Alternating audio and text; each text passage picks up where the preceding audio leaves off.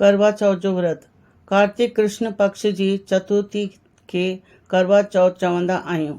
हिन में गणेश जी पूजा करे हुन खे पूजा दान सां प्रसन्न कयो वेंदो आहे।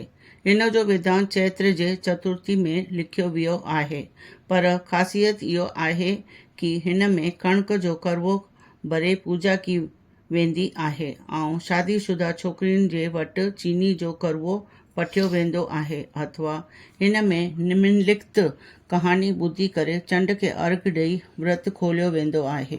कथा।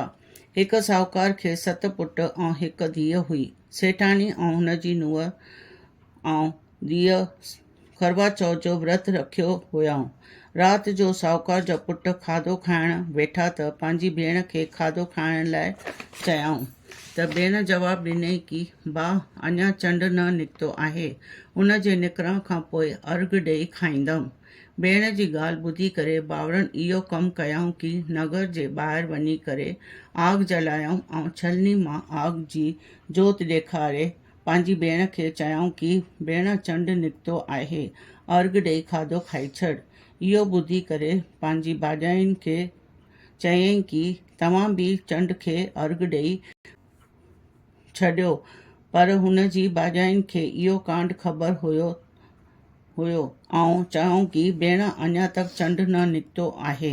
तुंहिंजा भाउर तोसां धोखो करनि था कि आग जी जोत छलनी मां ॾेखारनि था। भाॼाइनि जी ॻाल्हि न ॿुधी करे ऐं ध्यानु न ॾेई करे पंहिंजे भाउरनि जे द्वारा ॾेखाई हुई आग जी जोत खे अर्घ ॾेई खाधो खाई छॾियईं।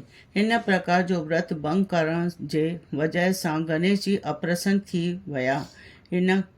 हिन खां पोइ उन जो पति बीमार थी पियो ऐं घर में हुयो सभु उन जी बीमारी में ख़र्च थी वियो।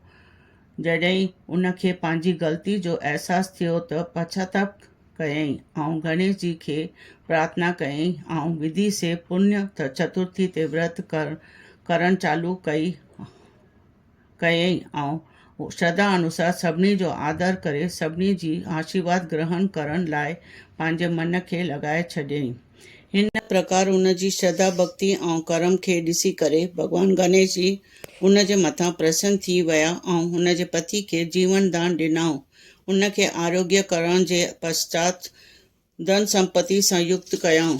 हिन प्रकार जो कोई छल कपट खे त्याग करे श्रद्धा भक्ति सां चतुर्थी जो व्रत रखंदो, उहो सभु प्रकार सां सुखी थी सभिनी कलेशों सां मुक्ति पाईंदो।